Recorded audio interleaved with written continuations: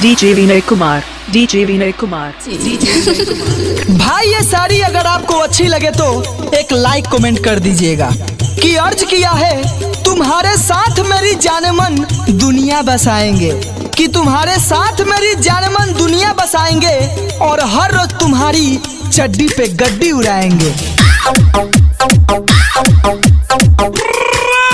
करता हूँ तुमसे प्यार सारे जमाने को बोल दूंगा, कि करता हूँ तुमसे प्यार सारे जमाने को बोल दूंगा, दे दे नहीं तो साली तेरी चड्डी खोल दूंगा। अरे जानमन मैं हर रोज तुम्हारी जुल्फे सवारता हूँ, कि मैं हर रोज तुम्हारी जुल्फे सवारता हूँ। क्या बताऊँ रात भर तुम्हें लेने को मन करता है जब तुम्हारी चड्डी उतारता हूँ। अरे पगली मेरे अंदर मांस नहीं बस हड्डी है, कि मेरे अंदर मांस नहीं बस हड्डी है, मेरा खड़ा हो जाता है जब देखता तुम्हारी चड्डी है।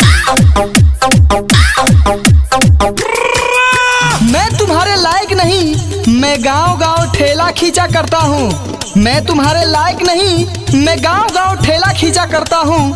लेना है तो तुम भी आजा, मैं रोज लड़कियों का चड्डी बेचा करता हूँ।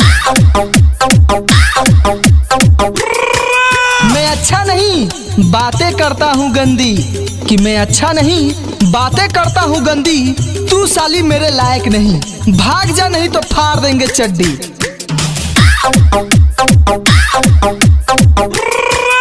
अरे मेरी जाने मन दाल के साथ क्या भात खा के आई हो, कि दाल के साथ क्या भात खा के आई हो, तुम्हारी दिख रही है अंदर की, क्या तुम लाल चड्डी पहन के आई हो। अरे पगली ऊपर से नीचे तक ठंडी हो चुकी है, कि ऊपर से नीचे तक ठंडी हो चुकी है, और मेरा देखने के बाद देख तेरी चड्डी गीली हो चुकी है।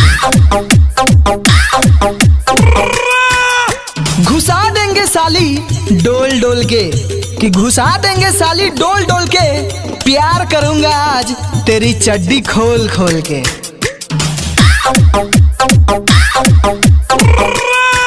तू गहराई की रानी है मैं लंबाई का राजा, तू गहराई की रानी है मैं लंबाई का राजा, आजा गोरी बाहों में आजा, चड्डी खोल के आजा।